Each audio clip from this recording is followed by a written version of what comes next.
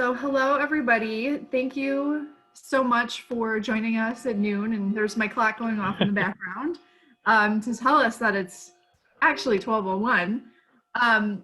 My name is Jen Walling. I'm the Executive Director of the Illinois Environmental Council, and I'm really excited to have Lucas Rhodes, a staff attorney at NRDC, here to talk about the Endangered Species Act today. I want to thank you for joining our Lunch and Learn series. We held a bunch of these in April and May, and I know that the sessions made our community feel more connected during this difficult time. We've made them publicly available. There's a web link we'll put into the chat of all of the ones that we have put out, but also on YouTube, youtube.com/ilenviro has all of the links. If you're not a member of IEC and you're able to give, please consider joining today at ilenviro.org/donate. All attendees are muted by default. If you joined via Zoom, please use the chat function to ask questions, add comments, or provide resources. And if you're using the video option, please be mindful of what's around you. If you're an attorney, I will be putting the information for CLE into the chat. But just, I'm really grateful that you could join. IEC has been around since 1975. We've led issue advocacy campaigns by allowing environmental organizations to pool their resources and create a higher profile for environmental issues. And today, IEC represents more than 100 environmental and community organizations and nearly 400 individual members throughout Illinois. I know many of you are part of those affiliate organizations, so I really appreciate that. I'm going to let Lucas introduce himself and then go into his presentation, and I'll add some links to the chat. Feel free at any time to write questions into the chat, and Lucas, I can either stop you or we can take them at the end, whichever you'd like. So great. Thanks, Jen. Thanks, Jen, and thank you, IEC, for hosting this event. Really happy to have the opportunity to speak with you all. So, as Jen said, my name is Lucas Rhodes. I am a staff attorney at the Natural Resources Defense Council. So I work in the wildlife section at NRDC, and my work, for the most part, focuses specifically on conservation of native pollinators. So that work obviously intersects a lot with the Endangered Species Act. It also involves a lot of work under pesticide statutes like the Federal Insecticide, Fungicide, and Rodenticide Act. So we, I and my team litigate to enforce Endangered Species Act's protections and also to protect, existing provisions under the ESA and under the ESA regulations from attacks, from efforts to weaken it, really both legislatively. We see bills every year attempting to kind of undercut certain provisions of the ESA, and then also we're currently in litigation with a coalition of groups to combat the Trump administration's rollbacks of the endangered species regulations just last year. And so those regulatory rollbacks are kind of principally what I'm going to focus on today. I can go forward. Oh, I need to start my screen share. Go. And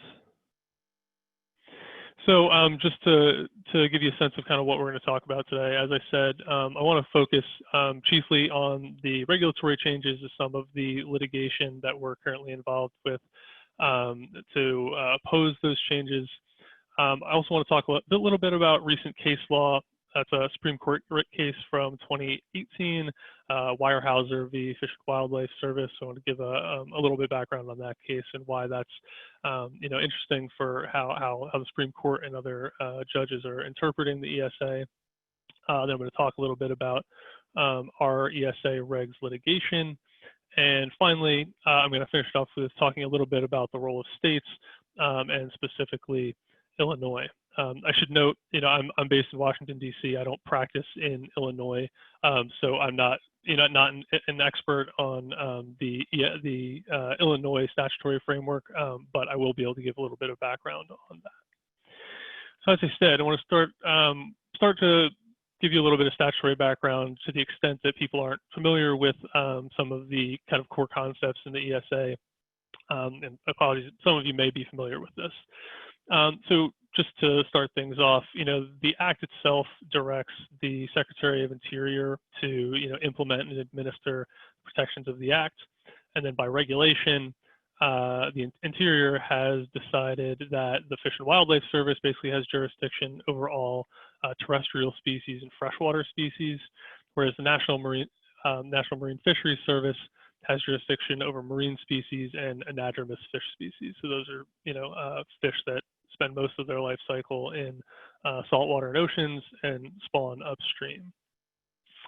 So before I go into kind of the protections, I want to talk about some of the major definitions that really form the basis for ESA protections. So at the outset, an endangered species is any species which is in danger of extinction throughout all or a significant portion of its range. So then you can contrast that with the statutory definition of threatened species, which is any species likely to become an endangered species within the foreseeable future throughout, again, a significant portion of its range. So I highlight the phrase within the foreseeable future because that's something I'm going to be coming back to when we talk about the regulatory rollbacks. That phrase is not defined in the statute, and up until last year, it was not defined in the regulations either.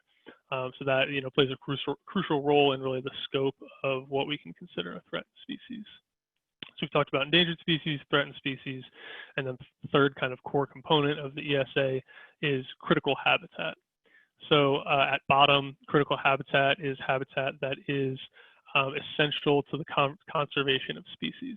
And the statute itself makes an important distinction between occupied critical habitat. So those are obviously areas within the geographical area occupied by the species. And contrast that with unoccupied areas of critical habitat. So those are those areas outside that geographic area. And once again, the common the theme throughout those two definitions, they both have to be essential to the conservation of the species. And again, I'll talk later about why that's relevant for the regulatory changes. So now that we have those kind of core concepts, I'll talk a little bit about the listing process. So the statute lists 5 exclusive statutory factors that the services can use to determine whether a species is threatened or endangered. So those are basically habitat destruction, direct exploitation, disease or predation, existing regulatory mechanisms, aren't sufficient to protect the species, and then there's kind of a catch-all for other natural or man-made factors that might adversely affect the species. Now, notably, the Act then states in a separate section that these determinations must be made solely on the basis of the best scientific and commercial data available. So there are some important distinctions between those factors and the factors that the services can consider when designating critical habitat. So at the outset, critical habitat must be designated concurrently with, at the same time, that either the services list the species, and so there are some minor exceptions for that where designation isn't prudent, or where designation where they basically don't have enough information to determine what critical habitat exists. But when making this determination, they have to do so on the basis of the best scientific data available, and that mirrors the the language that we see in the definitions of threatened and endangered species. But here, critical habitat also takes into account the economic impact of critical habitat designation. So that economic impact analysis is conspicuously absent from the considerations that they can look at to determine that a species is threatened or endangered. So once you have species that are listed and habitat that's been designated, what protections then apply to those species, to that habitat.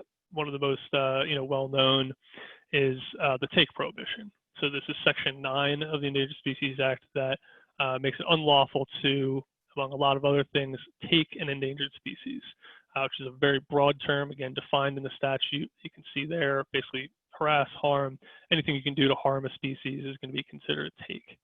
And generally speaking, habitat modification can, in some circumstances, constitute a take. So that's something that's good to keep in mind. And then the other things under Section 9 that the statute prohibits are generally, commercial trade or possession of parts of a species or a species that has been taken, in violation of this prohibition. Now, notably, this take prohibition, all these prohibitions that I've talked about, automatically apply only to endangered species. Now, the question is, what protections apply to threatened species?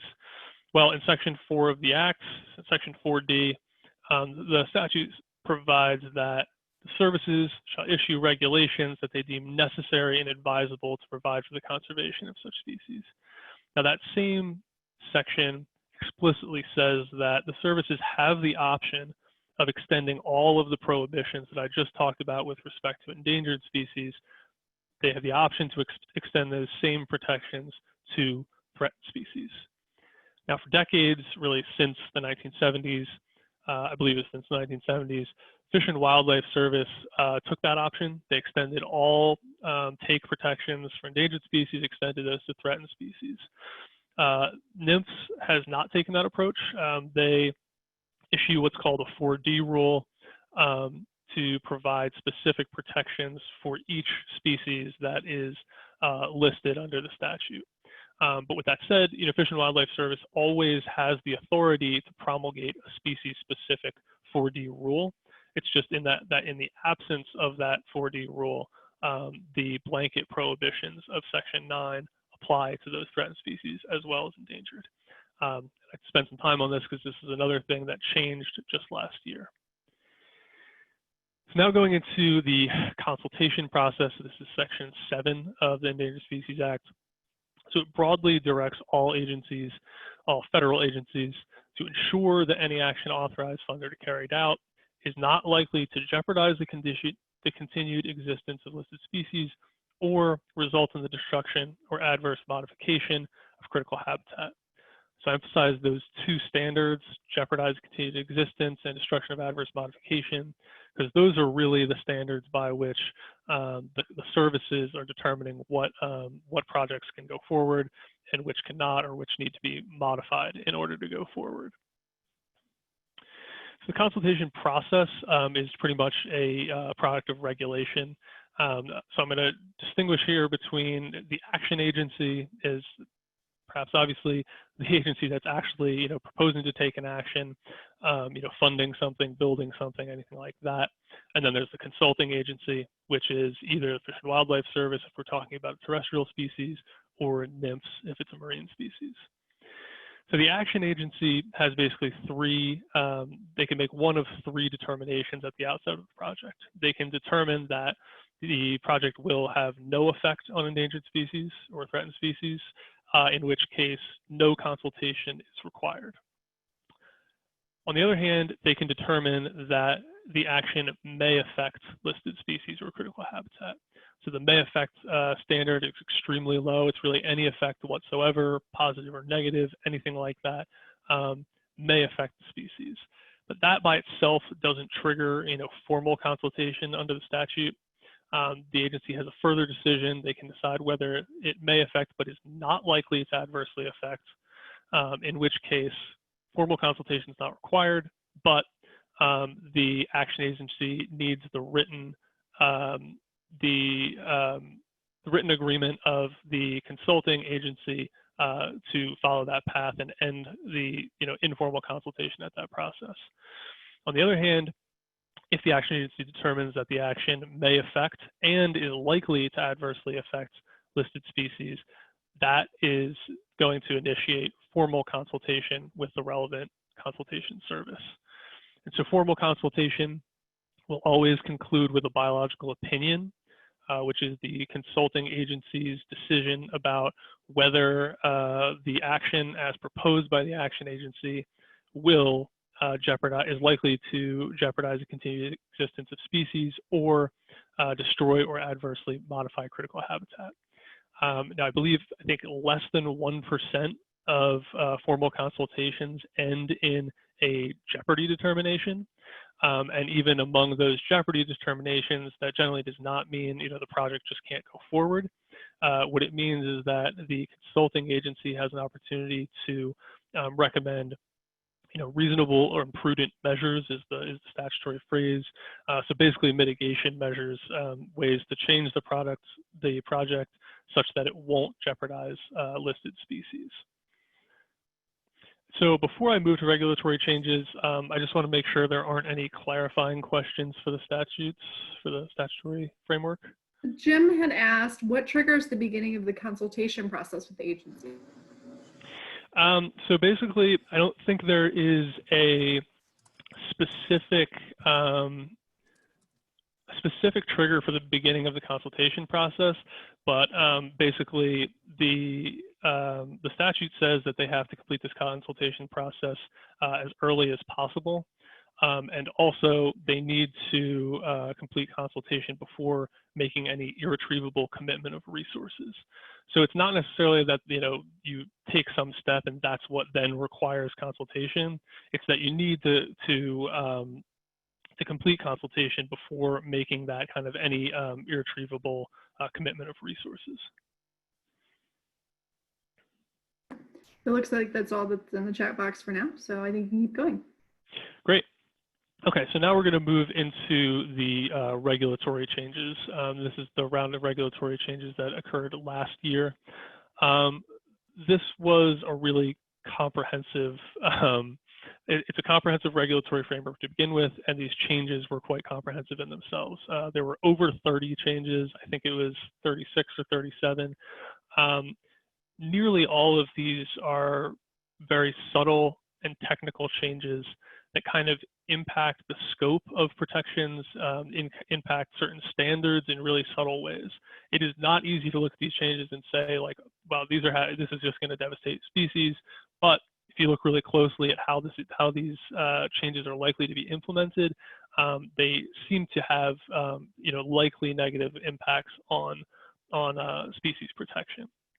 So they were issued in August of 2019, issued in 3 separate regulations, one pertaining to listing, one pertaining to consultation, and the third pertaining to that 4D provision that I talked about earlier with respect to protections for threatened species. And so these went into effect in September and October of last year. So to begin with, the regulations address what exactly the services have to consider when they are listing a species. So prior to these regulatory changes, the first provision here really mirrored the statutory language. It said, they have to make these determinations about threatened and endangered species solely on the basis of the best scientific and commercial information available. And because of that, I talked before about how economic considerations are conspicuously absent from those definitions and from the provisions providing for the factors for the services to consider. The regulation explicitly said that services could not reference possible economic or other impacts of such determination. Now, the regulatory changes last year scratched that last clause, as you can see in the slide. Now, importantly, I feel like there's a little bit of misunderstanding out there about the effect of this. This does not require Fish and Wildlife Service or NIMS to consider economic impacts of designation. The services are, very clear that what they're saying is not that suddenly, these considerations are going to be impacting listing determinations. They essentially explain it as, the public in certain circumstances might benefit from understanding the economic implications of listing. And I think the concern is that it's inevitable that if the services are spending time and resources conducting these economic analyses, that is going to somehow infect the decision-making process.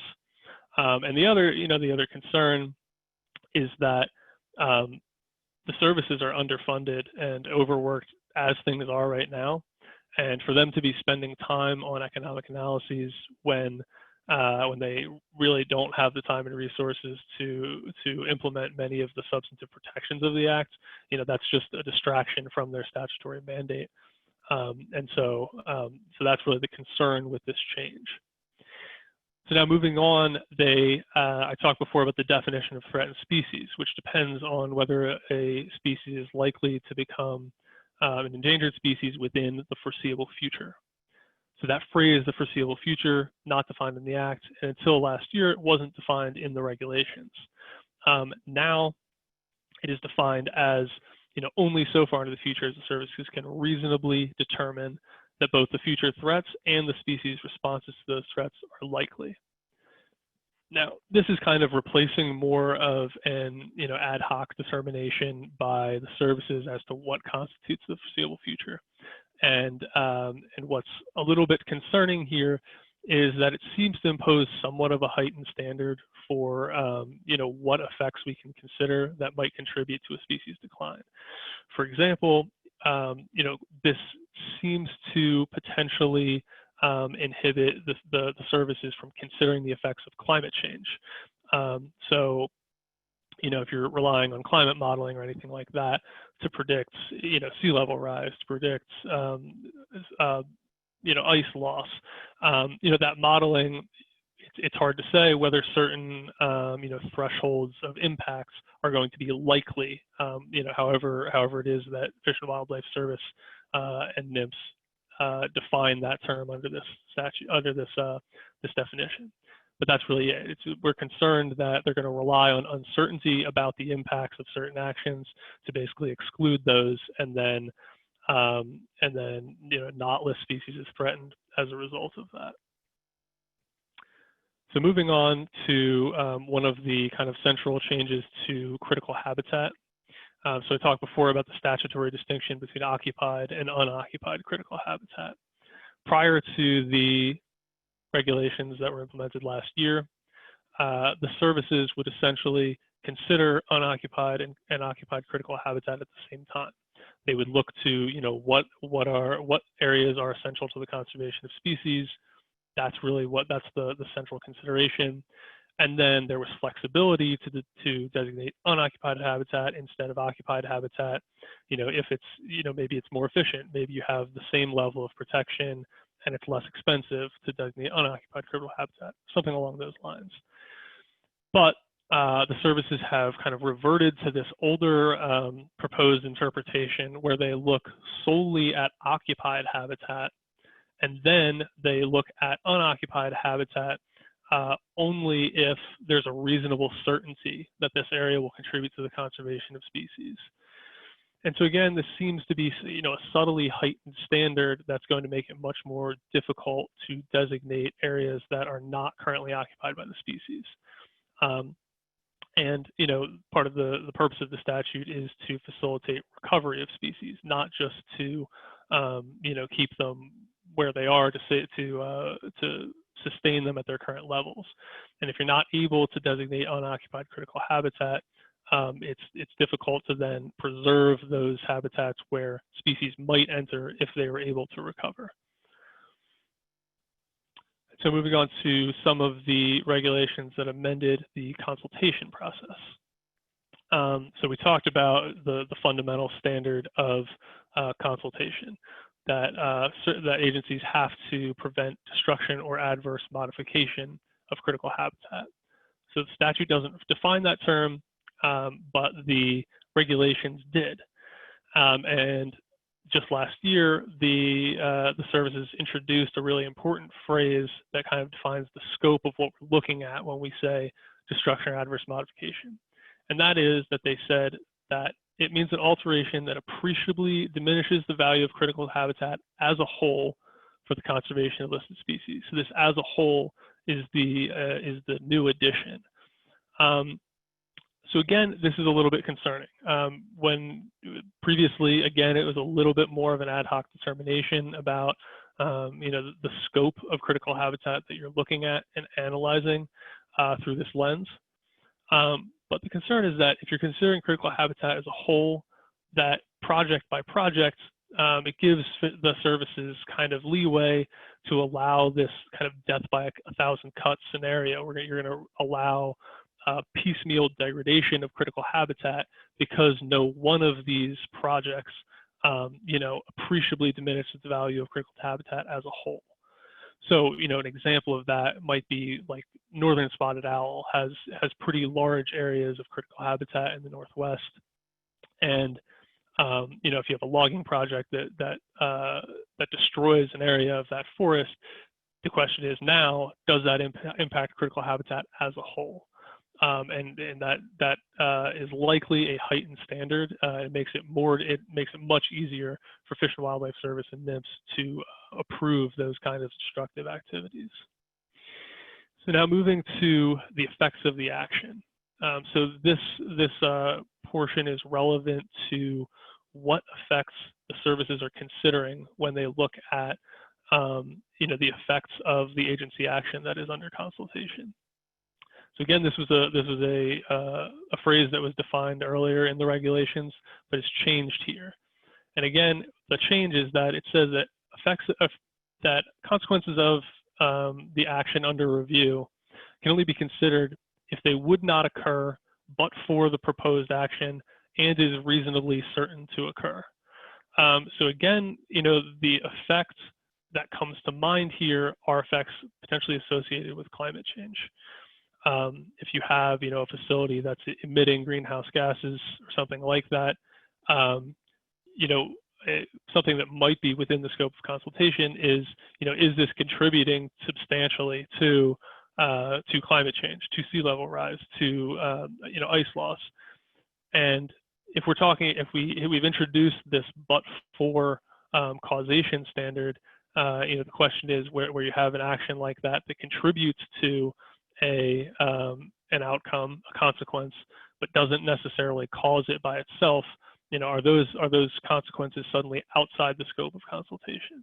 And so, both these changes are kind of emblematic of a lot of the changes we see, very subtle, but they're just, cabining the scope of individual provisions and giving Fish and Wildlife Service and NIMS more leeway to ignore certain impacts.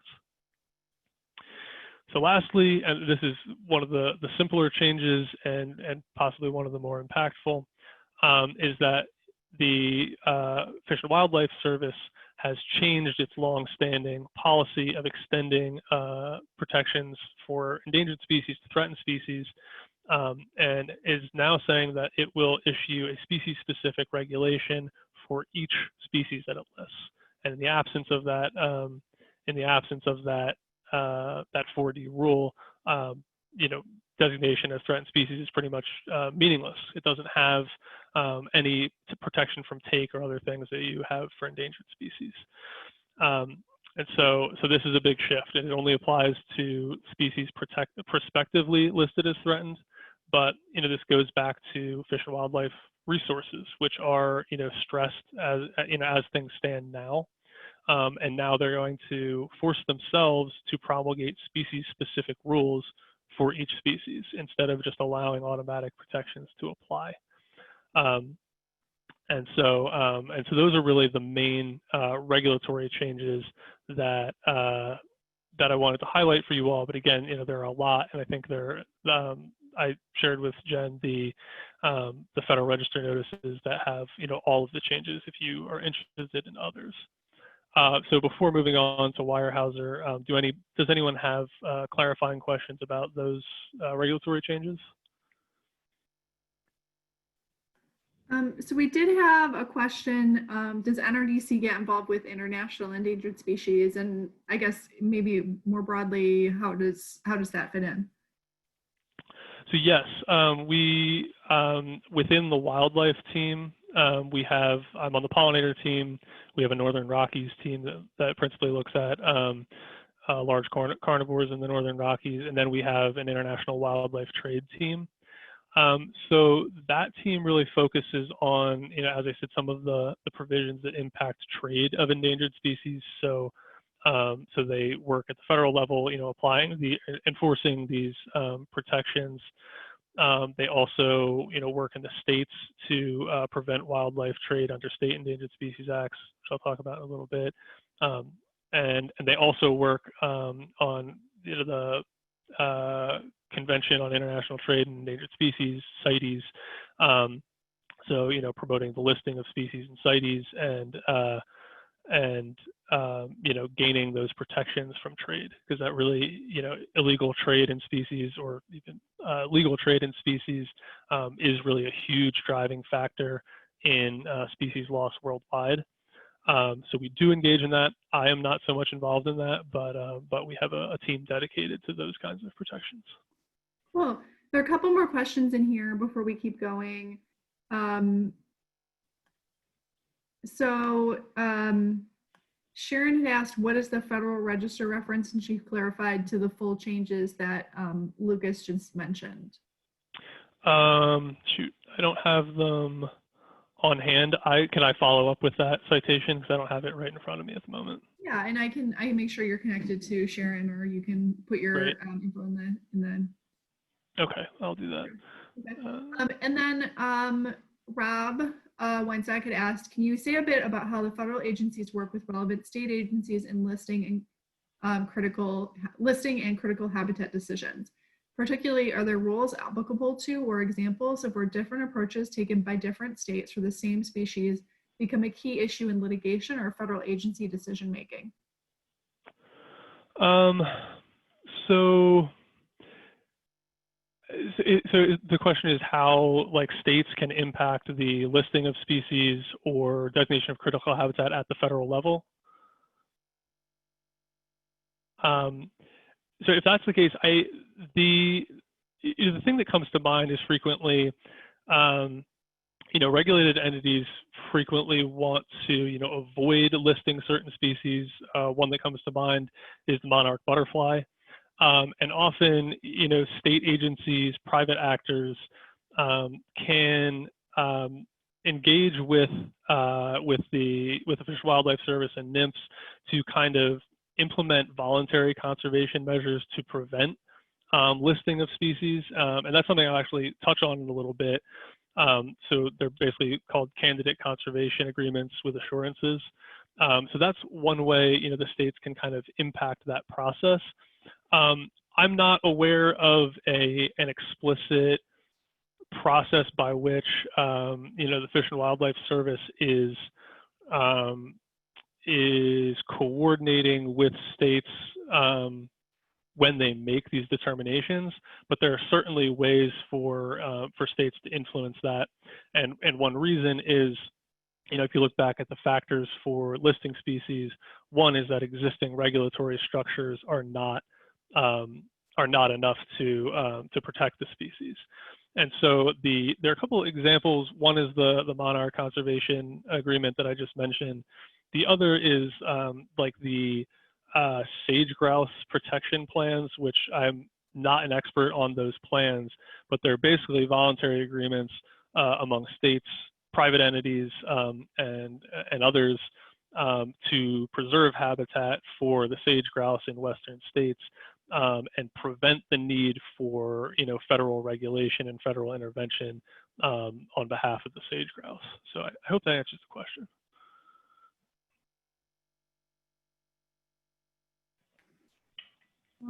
Thanks, Lucas, and Rob. You can always follow up if you didn't think that followed up. So thanks, Lucas. Keep going. All right. I want to talk about this Supreme Court case from 2018, which has an effect for landowners and critical habitat designation. So this is a suit that arose. It was brought by landowners whose property was designated critical habitat for the dusky gopher frog. You can see this beautiful picture of the frog on the right. And so what happened here is essentially the Fish and Wildlife Service was reviewing the gopher frog's habitat and identified a few features that were really that they thought were essential for the conservation of the species. So those features were ephemeral ponds, an open canopy habitat, upland open canopy habitat, and then open canopy connecting those two features. And there's really only one area, and I believe it was in Louisiana, only one area where these features still existed and the frogs still thrived. And so they designated that area as critical habitat, as occupied critical habitat, as I mentioned earlier. But then they designated this secondary area where frogs had historically lived because there are these ephemeral ponds in that area. But the frogs were no longer living there, partly because the land had been converted into a timber plantation, and so it no longer had that open canopy that the frogs required. And so, despite the fact that one of these features of the habitat was missing, basically Wildlife Service determined that it was reasonable to implement measures to create habitat in that other section for the frog, and it thought it wouldn't interfere with the economic use of that land too much, but basically that could be converted into habitat for the frog, and that was really crucial for the survival of the species. So landowners challenged that really on two bases, but the first one is probably the more interesting and relevant one, basically saying that the Fish and Wildlife Service can't designate an area as critical habitat if that critical habitat does not currently fulfill the definition of habitat. And so this is exactly what the Supreme Court wound up holding. It's actually a unanimous decision. And basically the holding was only the habitat of endangered species is eligible for designation as critical habitat, even if an area otherwise meets the statutory definition. It does not authorize the Secretary to designate the area as critical habitat unless it is also habitat for the species. And so this is based on a pretty strict reading of the text of the statute. At one point, the statute says that the services may designate habitat as critical habitat. So basically saying that the term critical habitat isn't all-encompassing. Services also must determine that it's habitat. Now, we still don't know. It was remanded to the lower courts, so we still don't know, whether the separate habitat actually constituted habitat in these circumstances. But it is really significant that that the court held that that critical habitat must first be habitat in order to be designated. And so, this case is significant because, this coupled with the regulation that I described earlier, where, we're prioritizing occupied habitat over unoccupied habitat, that regulation and this decision, combine to make it very difficult for the services to designate unoccupied habitat. And that's significant in a lot of circumstances, like for the dusky gopher frog, where half of the reason for its endangerment is habitat loss. So if you have habitat that's been degraded and no longer supports these species, and that is no longer considered habitat, that makes it really difficult for the service to then designate those areas, protect them, and recover those areas to allow a species whose range is contracted substantially to then spread into those areas. And the same can be said for a species that is near and dear to my heart as a member of the pollinator team, which is the rusty patch bumblebee. It's disappeared from 87% of its habitat because grassland habitat is disappearing throughout the country, and it relies on those areas. So, if you're not able to designate unoccupied habitat, it makes it really difficult for these species to recover. So I want to just touch on our ongoing litigation that challenges the ESA regulations. So there are three related cases.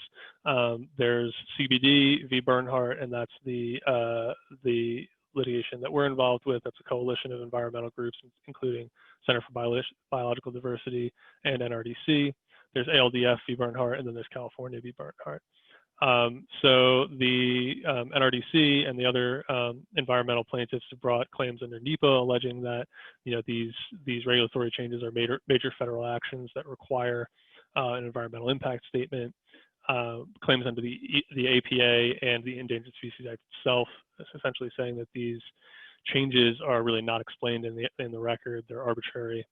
And then finally, that bringing ESA Section 7 claims, basically arguing that these regulations are agency actions that are subject to the consultation requirement. And so, somewhat ironically, the services have promulgated these regulations that govern protections for endangered species without considering how those changes are actually going to impact endangered species. So The federal defendants moved to dismiss on jurisdictional grounds, saying that all of the plaintiffs lacked standing and that the claims weren't ripe. So this was in December.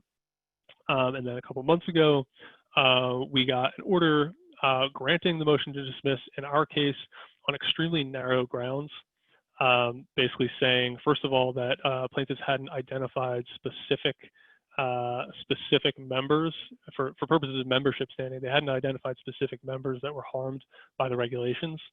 And second, not taking into account standing declarations that were filed along with the opposition to motion to dismiss. So there were some really interesting standing issues in that opinion, and if people have questions about that, I'd be happy to go into it more, but that's not what I'm here to talk about. And then the order in the, I should note that the court granted leave for us to amend our complaint, which we did just about a week later, and the federal defendants submitted an answer to that, the second amended complaint. So we are now moving towards summary judgment. But the order in the state case actually denied defendant's motion to dismiss, partly based on kind of the special solicitude that the Supreme Court identified in Mass v. EPA.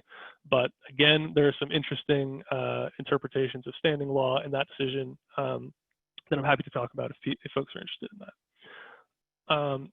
Finally, I want to touch on, I'm running out of time a little bit here, but I do want to talk about the role of states in implementing the Endangered Species Act and kind of wildlife protection more broadly.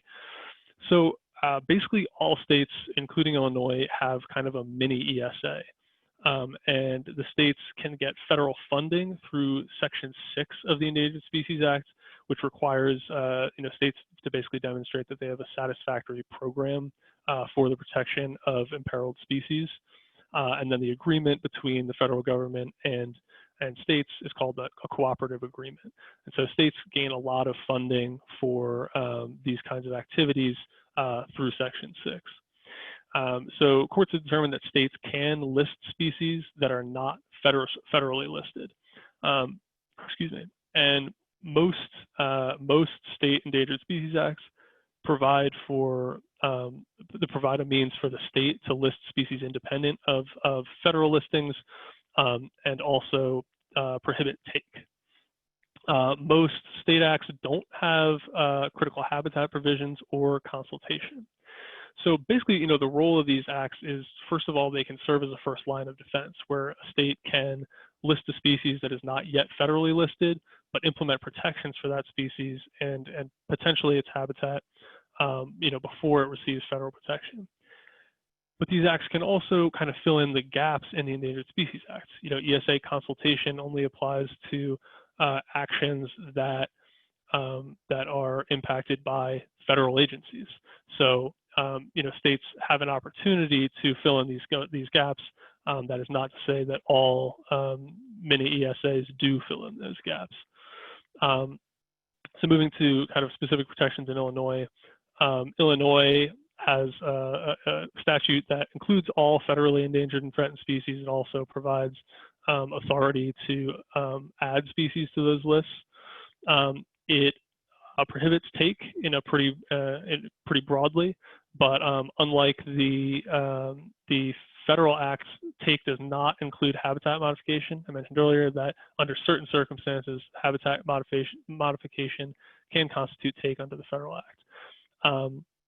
It also authorizes incidental take in for certain industries and projects through conservation plans. Similar to a lot of many ESAs, it doesn't have a citizen suit provision, which means that the people of Illinois are completely reliant on the government to actually enforce the provisions of the statute, which can make it very difficult. I can attest that a lot of enforcement of the federal act comes from citizen suits. Many species would not be listed if not for citizen suit provision in the federal act. Same for critical habitat designation and other things. And also, the Illinois Act authorizes the acquisition of land by the state government to protect species. again, that funding for that likely comes through the cooperative agreement that they have agreed to with the federal government under Section 6 of the ESA. And so just to move on from the act itself for a moment, another thing I mentioned earlier is that, states and private entities can enter into these voluntary agreements to protect habitat.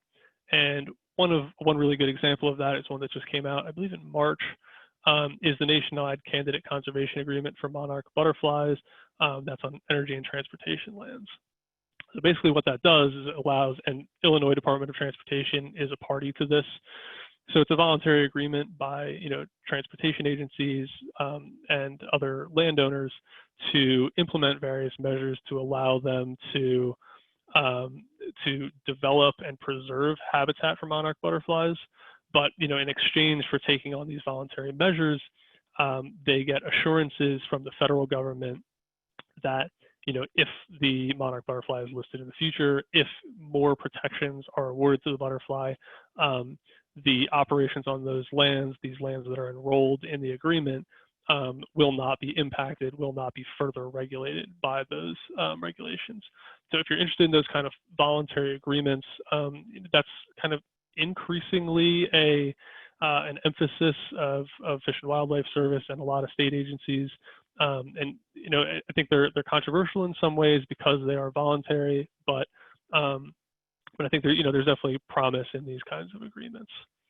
So with that, I will stop and answer any questions that you might have. Great. Thank you so much, Lucas. That was great. Albert had asked, does the Corps or other federal agencies have to recognize state-listed species in any way? I'm sorry, what was that? So he asked if the Army Corps of Engineers or other federal agencies have to recognize state-listed species in any way. I don't believe they do.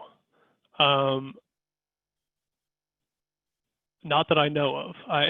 That's not an issue that I've encountered. I've never seen that, so I don't believe so. Like if the Corps was like building something in a state, wouldn't they have to follow state laws too? Right. Yes, I guess they would. Yeah, they would have to abide by any take prohibitions, I believe. But that's really that's the impact I can think of. Yeah. Makes sense. Any other questions that anybody has? Anne asked a question about what species are most endangered here in Illinois currently. So if you have any thoughts on that, or just any, any species, I think that'd be interesting tidbit. Sure. So my experience with Illinois endangered species is pretty limited to insects and pollinators. But two that come to mind are, one, the rusty-thatched bumblebee has been seen in northeast Illinois, like outside, I guess it's Cook County. And I don't know if they've been seen recently, but rusty-thatched bumblebee kind of has a stronghold in the Minnesota, Wisconsin, and Illinois region. They do have scattered habitat, so that's one that is, as I mentioned, has disappeared from 87% of its historic range, and that's a really critically endangered species.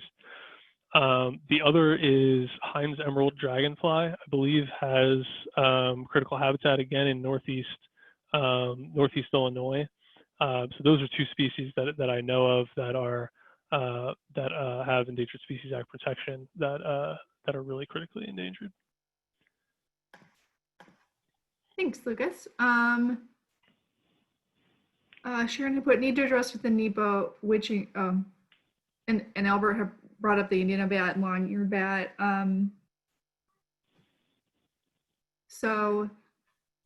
We have had issues with proposals to revise Illinois statutes in ways that tie DNR's hands to agreements made with federal agencies. Is this common or happening with other states? Basically, to elaborate a little more on Andrews, there's been some efforts to take away the Illinois take law for federal species in the state. And I wondered if you can answer that. And I know other states don't even have state-specific take laws for federal species. So I don't know if you want to provide some info there. Yeah. So I am not personally aware of state efforts to take away. I know, like you said, not all states have take prohibitions under their state law. I don't. That's not something I'm super familiar with, but I'm not aware of state efforts to repeal those kinds of take protections. Thank you. Anybody else have questions?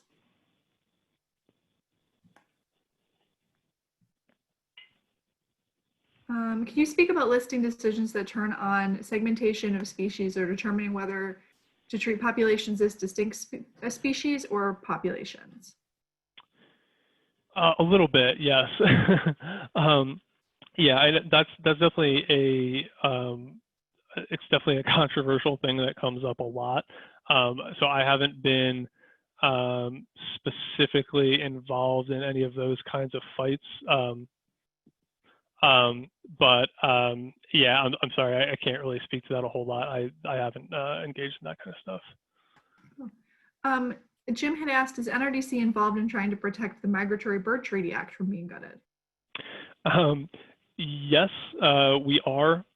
That is an area that I'm really not familiar with our particular actions, because I used to work at the American Wind Energy Association very briefly, and so I'm actually screened from that litigation.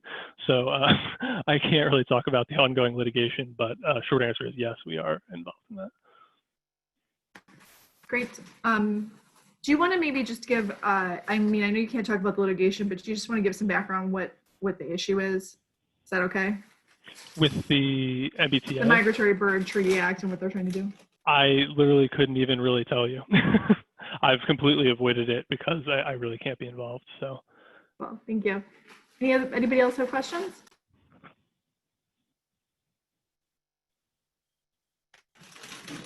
Cool, okay. I think that's it for today. So just remember, you know, if you are an attorney and want to get Celia from this, I'm putting the link in there. One more time, I really want to thank everybody for having joined today. Again, if you're not a member of IUC, you can join at islandbiro.org/donate. We'll have these up at youtube.com/islandbiro and also on our website. So I really appreciate everybody joining today and learning about this with us. And I look forward to having you on more of these. Our next one is about the Fair Tax Constitutional Amendment on July 21st. So we will follow up there. And thanks everybody for joining. I did just see